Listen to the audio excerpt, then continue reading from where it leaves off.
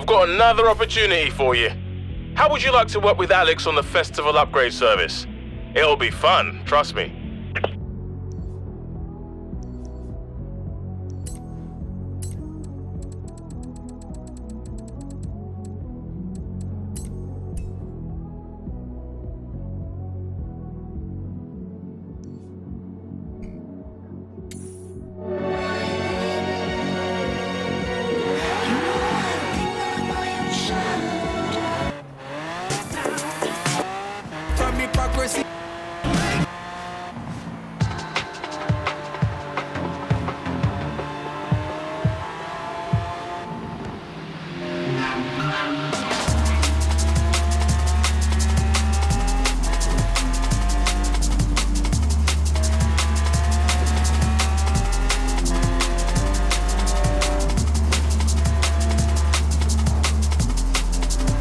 In 400 meters, turn left.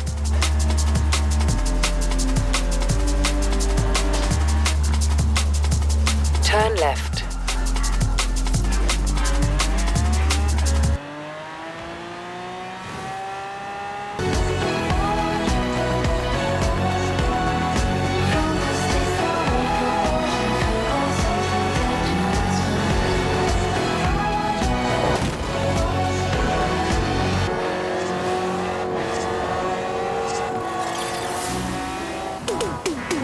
Horizon Pulse. Horizon Pulse. Because life's a party. This is Amy, you're on Pulse, and I'm going to assume, judging by all the grins I've been seeing when the AR headsets have been coming off, that you've...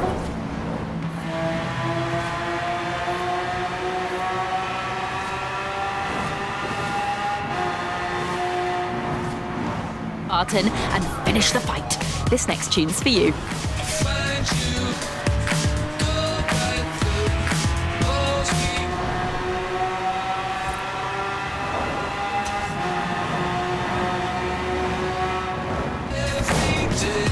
At the roundabout, take the second exit.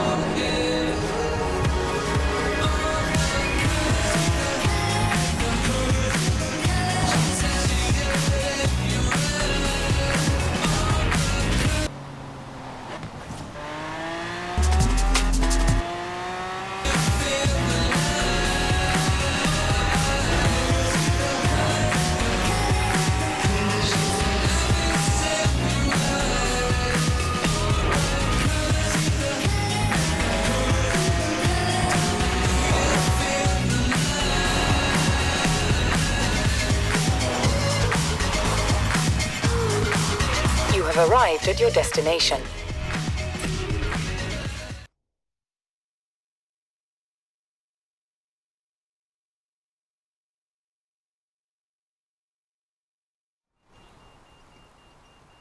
Hope you're enjoying yourself. I know I am. It's great to be able to just focus on telling the story while someone else handles the driving for once. Let's get to the next one. This time, it's Lotus.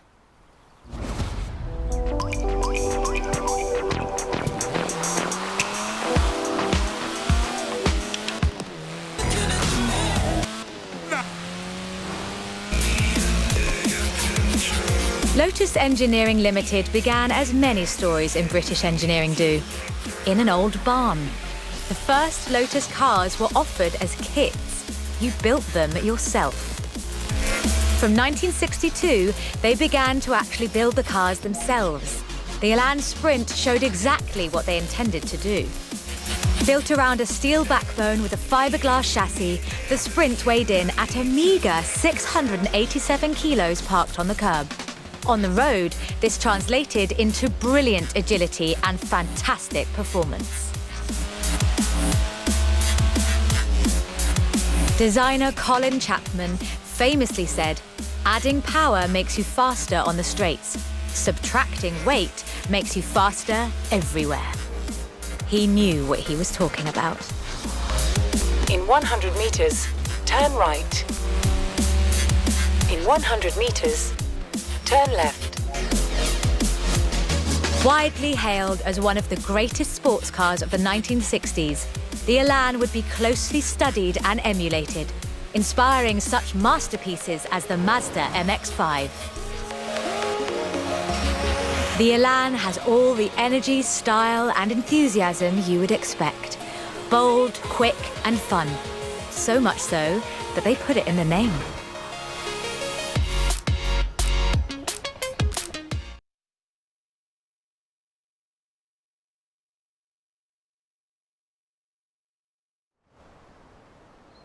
The Elan Sprint was a financial as well as an engineering success for Lotus, validating their approach to design and resulting in a whole family of light, agile roadsters. Which brings us to this, the Lotus Exige. It's heavier than the Elan, admittedly, but it's faster. Much, much faster.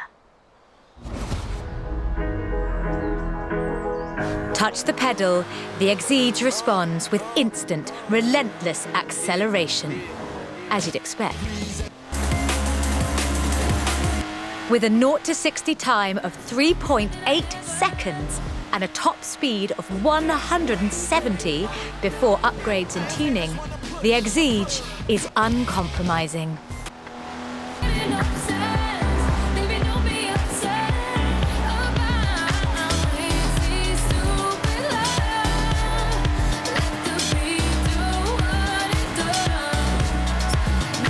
And there's no power steering, so you can really feel the road. A genuinely thrilling drive, and one that isn't afraid to demand you take it seriously. In 400 meters, turn left. Turn left. In one word, Lotus is about the experience. Uncompromising, challenging. This is a car that demands you drive it well. And when you do, you'll see what the fuss is all about.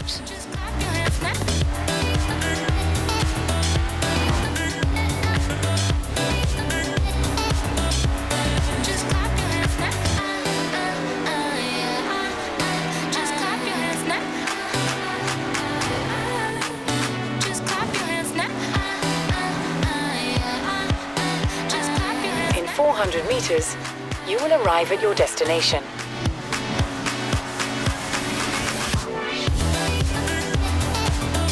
And with rumoured launches of 2 new cars in 2020, Lotus looks set to push the benchmark of the experienced sports car well into the next century.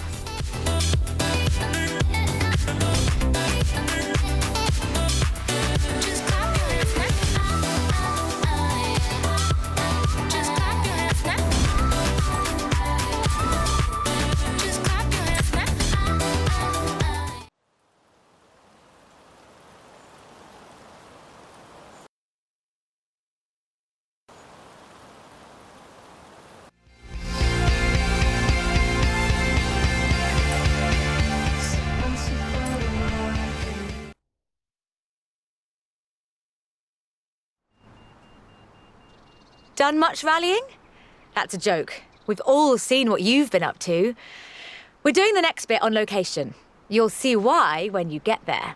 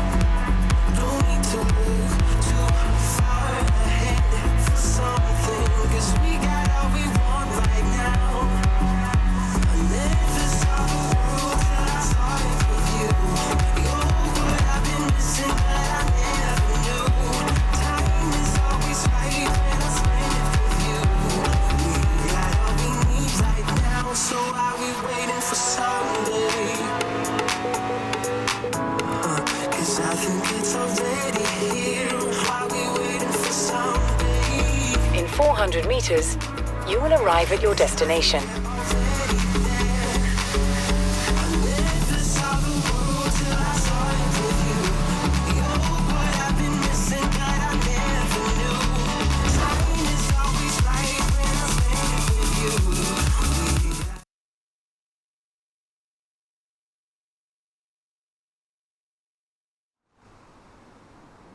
Ford, that most American of cars. But the Ford Escort, oh, that's British. And more than that, the Escort would become for many synonymous with Group B. In the 70s, Ford had embraced that destiny so firmly that they'd begun their own championships to find new drivers. Drivers for cars like the RS 1800. This was a car designed explicitly for rallying, with a powerful fuel-injected 1790cc Cosworth BDE engine.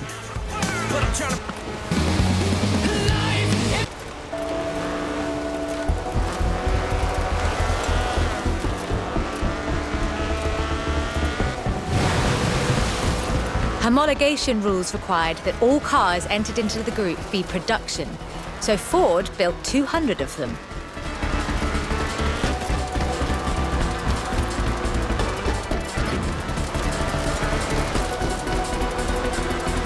The RS 1800 raced to victory after victory across the rallying world, on almost every continent and across every terrain type imaginable. This car was basically unbeatable.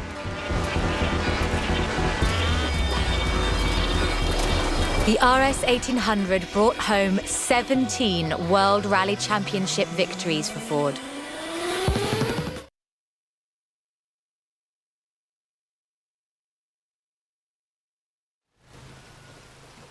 So, of course, Ford set out to design a better one. The RS 200 Evolution was their answer. A purpose-built rally car designed to do one thing: win Group B.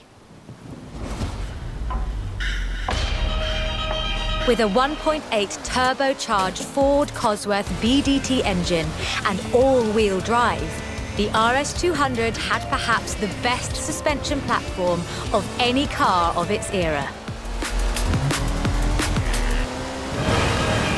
The chassis was fiberglass from Reliant, and the massive Ford parts bin was raided to give the car that iconic look.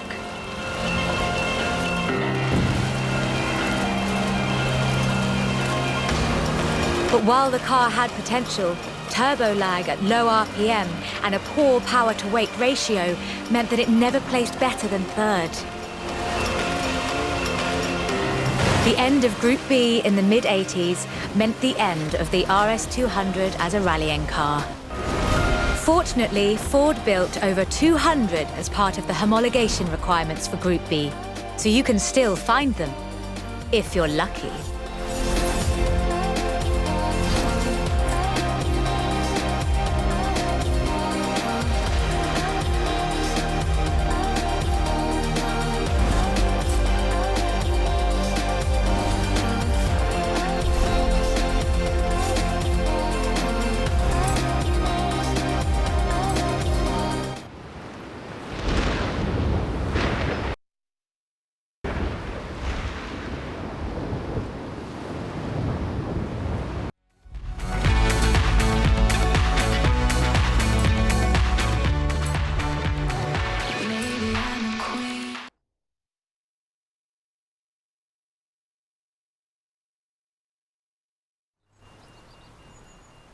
You know, I really like this car. Not that I'd want to drive it for too long. Squeeze yourself in there and let's see just how fast you can make it go. Which won't be too fast. But hey, I could be surprised. The Peel P50 has the dubious honour of being the smallest production car in the world. A one-door microcar coupe, featuring a 42cc air-cooled engine capable of a heinous 38 miles an hour. and a handle so you can pick it up and carry it with you when you get to work. And keep in mind that this is the production version. The prototype had the single wheel at the front. Why would you think that was a good idea?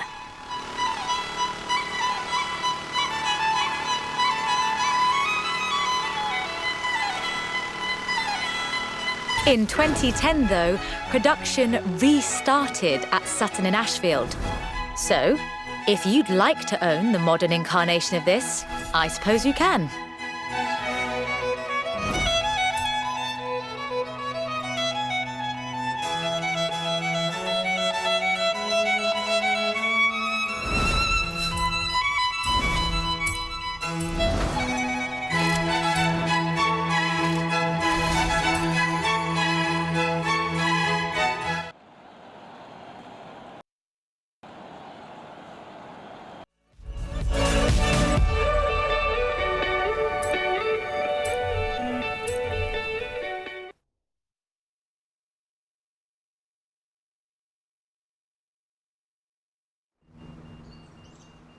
Hey there! How about a car with some actual legroom and some actual speed? This section's about what happened when McLaren decided to make a road car. You're going to enjoy this.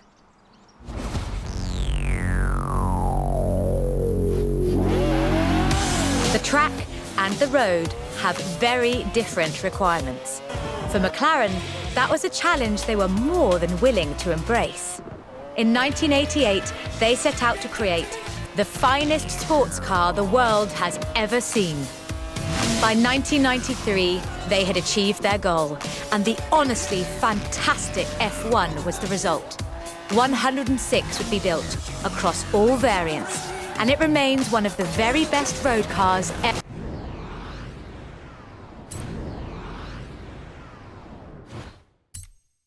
ever made. The F1 has no turbocharger. That would have compromised the driving experience, increased complexity, and resulted in turbo lag. The F1 is a naturally aspirated supercar, one of the fastest in the world, in fact. Everything about this car is innovative, from the carbon fibre monocoque to the central driver position. McLaren threw the book away when they designed the F1. Then they wrote a better one. The F1's monocoque chassis is incredibly lightweight, only 100 kilos all told, which posed a significant challenge because carbon fibre and fiberglass aren't great insulators. So, McLaren lined the entire engine compartment with gold. In 1998, the F1 prototype set the world record for fastest production car, a record that would stand for 2 decades until the Koenigsegg CCR claimed the crown. McLaren's racing heritage is so deeply ingrained in this machine that when they took it to Le Mans in 1995 and faced off against purpose-built racing machines, they won.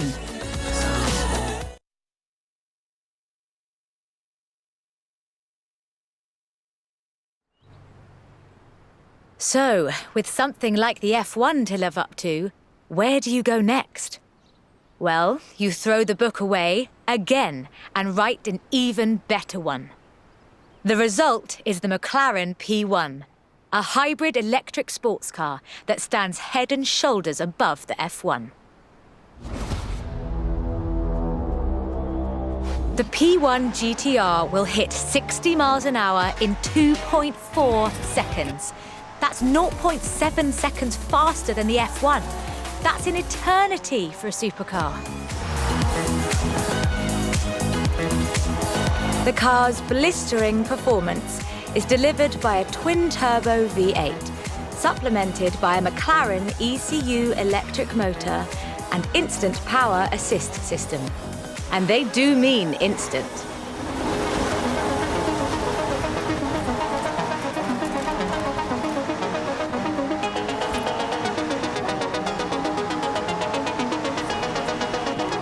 Remember those problems with turbo lag? McLaren solved that with the hybrid drive. While the turbos build pressure, The electric motor drives the wheels. No turbo lag, just torque. And because it's a hybrid, it has an all-electric range. Running on batteries alone, that's 6.2 miles. A bit more if you're going downhill.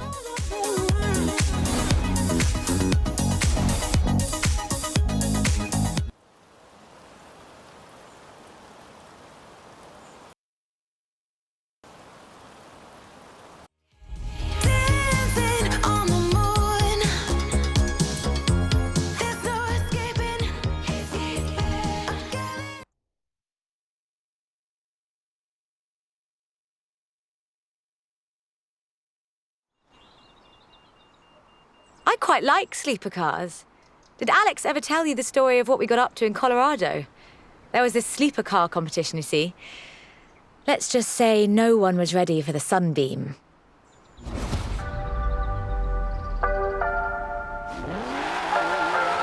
Lotus never quite let go of the upgrade game. So in addition to building their own supercars, they upgraded cars from other marques too. The Lotus Carlton was one such aftermarket upgrade. Lotus took a respectable four-door Vauxhall saloon and turned it into a supercar. From the outside, there are a few signs that this is something special. Wider wheel arches, that sort of thing. But under the bonnet, that's where the magic starts.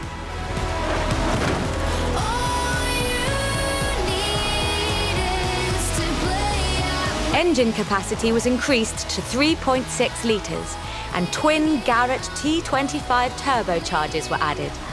The engine block was reinforced, and new crankshafts were forged by Opel and machined in Germany. At the roundabout, take the third exit. The tyres were widened, and the tyre compound from the Lotus Esprit was used. To handle camber change issues, they put in the self-leveling suspension from the Opel Senator. The only upgrade they didn't put in was an electronic speed limiter. All of this resulted in the Lotus Carlton, designated Type 104 by Lotus. A 177 miles per hour supercar, masquerading as a four-door saloon. Only 950 of these custom gems were built, and they've become something of a modern classic.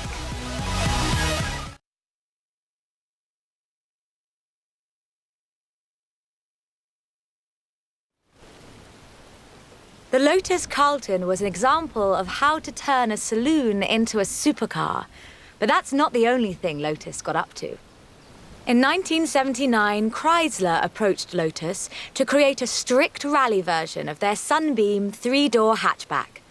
Lotus, as you might imagine, rather enjoyed the challenge. They took the rear-wheel drive hatchback and changed everything that matters. They stiffened the suspension, improved the anti-roll bars, and widened the transmission tunnel.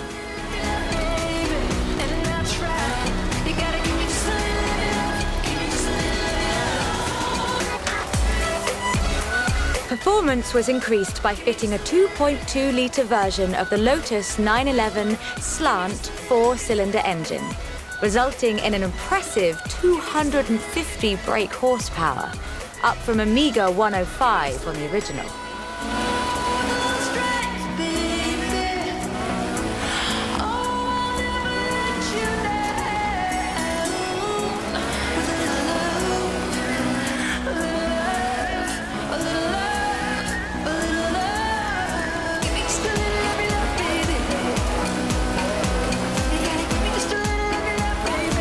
The Lotus Sunbeam was revealed to the public in 1979 in Geneva to widespread praise in the motoring media.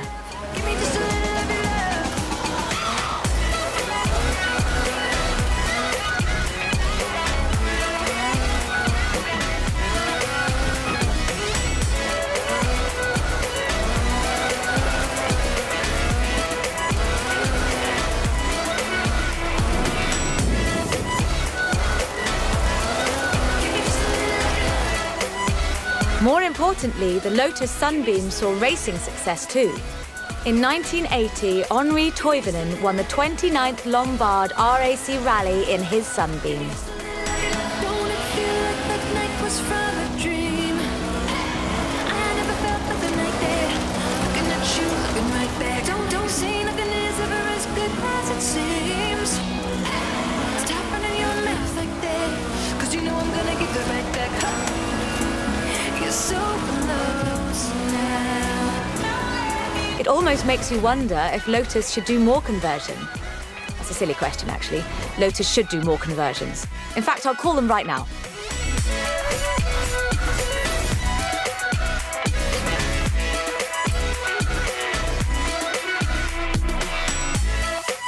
You're so close again. You're so close again. You're so close again. You're so close again.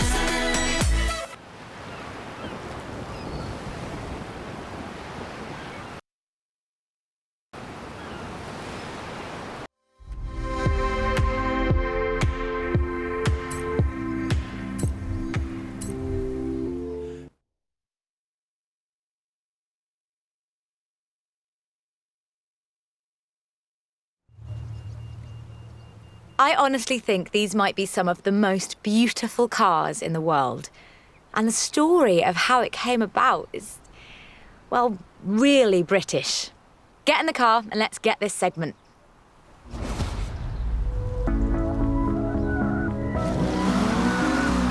Jaguar is a bit of a favourite of mine.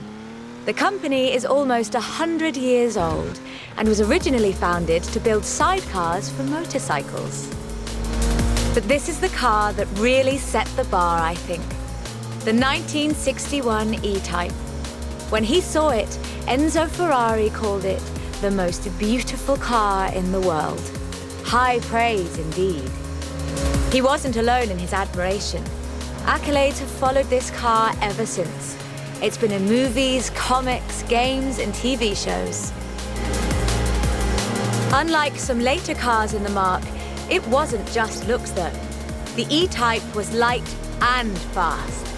It would do 153 miles an hour and stopped on innovative four-wheel brakes that were better than anything Ferrari or Porsche or even Mercedes-Benz had.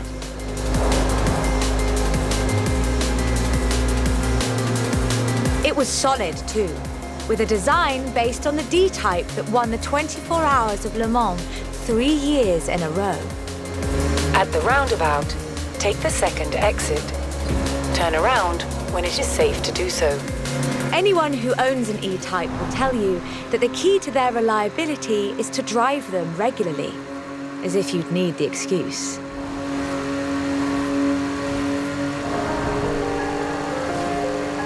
About 2,500 were built, and they're a common sight at auto shows, and surprisingly reasonably priced. All in all, an almost perfect Jaguar.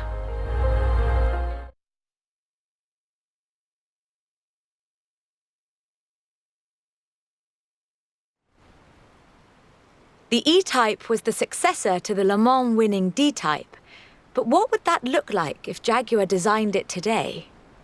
In 2013, Jaguar answered that question with the F-Type Project 7, a spiritual successor to the E-Type, and designed from the ground up to be the purest, most enjoyable Jaguar yet. The car's heritage is proudly displayed in the gorgeous D-Type curves and the distinctive aero hunch behind the driving position. But like the E-Type, it's not just a pretty face.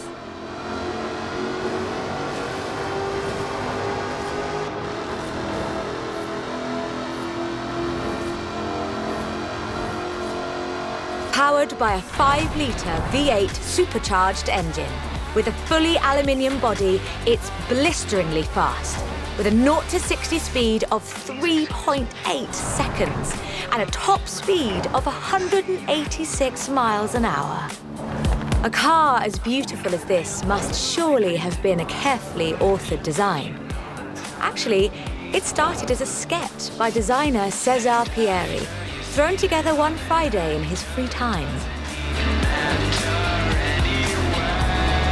Jaguar's design director, Ian Callum, saw the sketch in a thumbnail on Cesar's computer during a meeting and asked him what it was. The rest is history.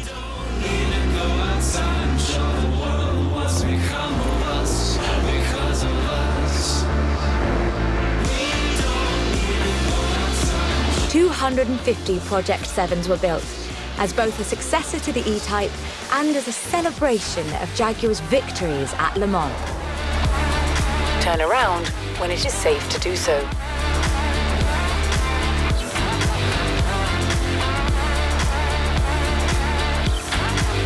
I think I speak for all of us when I say, thank heavens for Cesar's Friday afternoon doodle.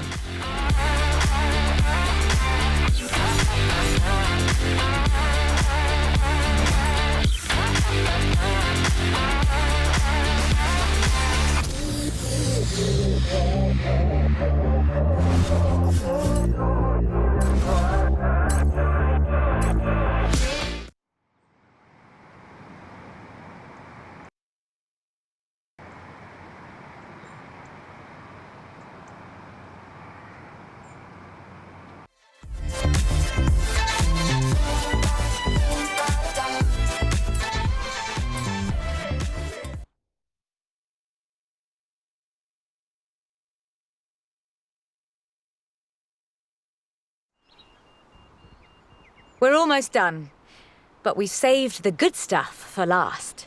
A spot of rallying in the most British car of them all.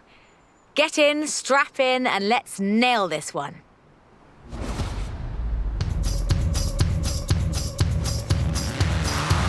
There is one car built in Great Britain that is, quite fairly, considered one of the most influential cars of the century. Turn left. It's a surprisingly spacious little city car with a side-mounted engine. It's an icon of popular culture. It's been built on every continent where there's a car factory. It's the Mini. The Mini Cooper S was built to be a performance machine with deeper engines, twin carburetors and front disc brakes. This scrappy little machine would go on to achieve more than 30 racing victories in the 1960s and 1970s. A Mini Cooper S flying number 37 placed first at the 1964 Monte Carlo Rally. Driven by Paddy Hopkirk and Henry Liddon, this was the last time an all-British crew would win the event. But not the last time a Mini would. At Monte Carlo in 1966, Minis took the first, second and third positions. They were all disqualified because they had dimming headlamps, not because they were winning everything in sight. In 1999, the Car of the Century Award was presented to the most influential car of the 20th century. The Mini came second. It was beaten by the Model T Ford. That's fair, I suppose. 5.3 million Minis would be sold, making it the most popular British car.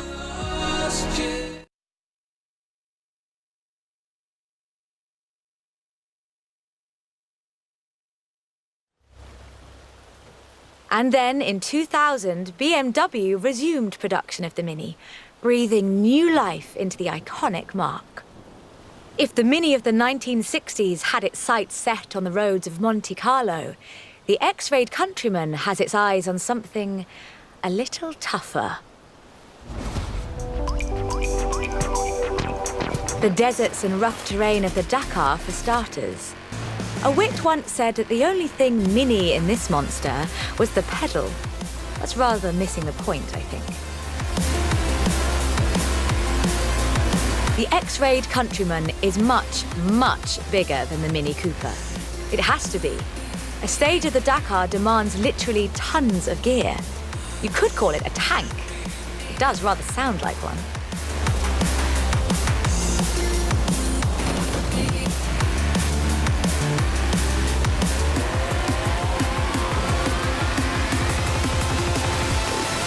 When Mini's X-Rayed division set out to build this thing, they had one goal in mind: winning the Dakar.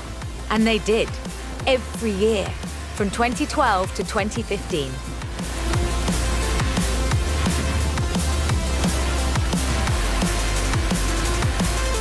In 100 meters, turn right. It's designed to be driven for 2 weeks over deserts and badlands, 5 kilometers above sea level. And it still handles like a hot hatch on a nice bit of dry airstrip.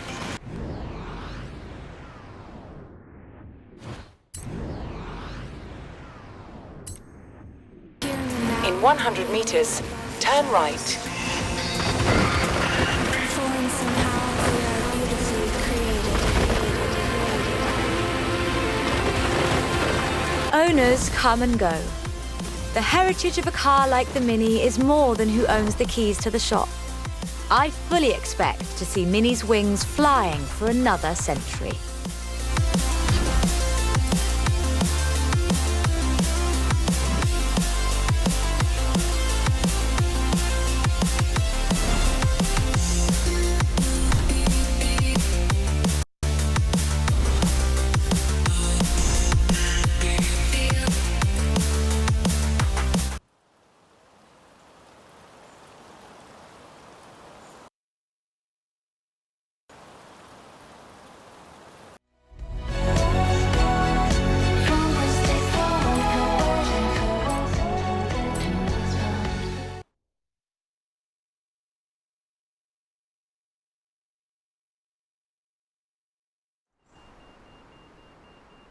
This is quite the story.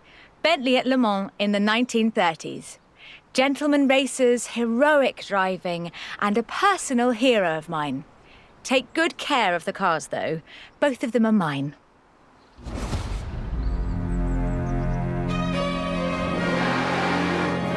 Bentley, a company founded in 1919 in Cricklewood, North London, and purchased by Rolls-Royce in the 30s. A company synonymous with both racing and luxury.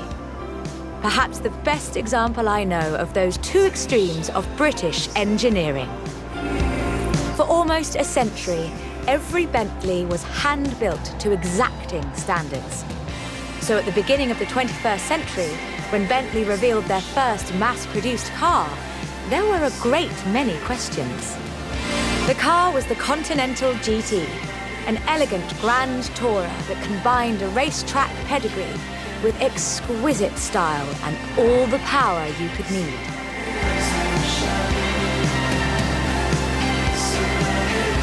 The move to mass production has done nothing to blunt the Bentley experience. The 2017 Continental Supersport is responsive, fast, and beautifully designed.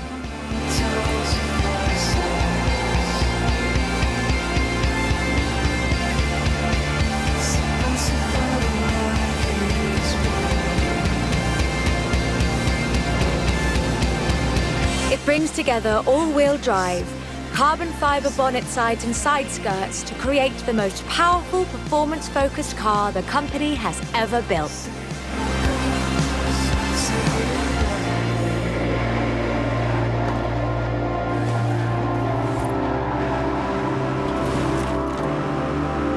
But never forget, Bentley's pedigree is racing, and the Bentley Continental embraces that.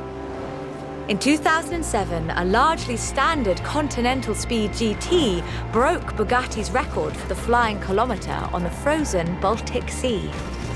And then in 2011, they broke their own record. 205 miles an hour, both ways, on ice. Even when building these gorgeous Grand Tourers, Bentley is driven to excellence.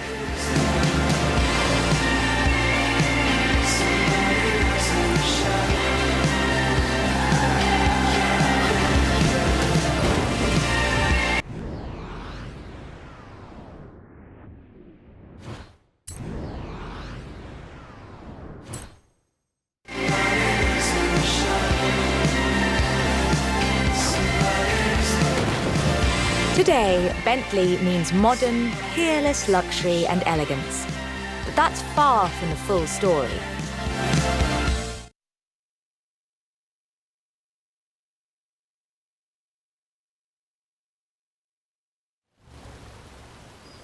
A century ago, Bentley meant something else entirely.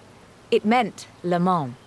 In 1930, eccentric race team owner Dorothy Paget financed a rather special Bentley at the Le Mans. It was a 4.5-litre supercharged masterpiece, driven by Sir Henry Bentley Boy Birkin. It posted the fastest time on the day, but it failed to finish. But what a race it was. Sir Henry's courageous driving forced Rudolf Caracciola's 7-litre Mercedes out of the race at the cost of his own victory. But in doing so, he handed the day to the Bentley Sixes, a gentleman racer indeed.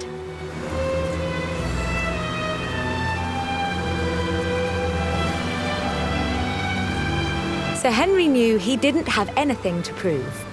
In 1929, the adventurer Mrs. Mary Victor Bruce had already driven the resolutely modern 4.5-litre Bentley at Montlhéry, setting distance, speed and endurance records. The Bentley's performance so annoyed Ettore Bugatti that he called it the world's fastest lorry.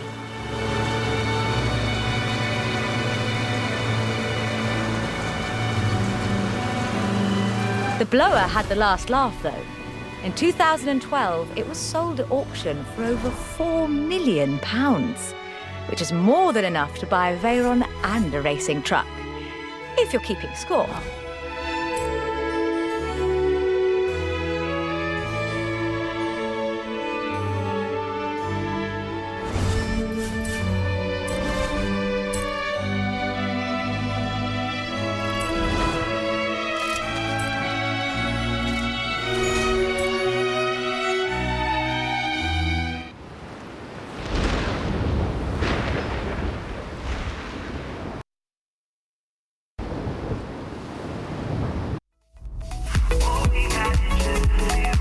Like I told them, can't make a film about car culture around here without you in it, can they?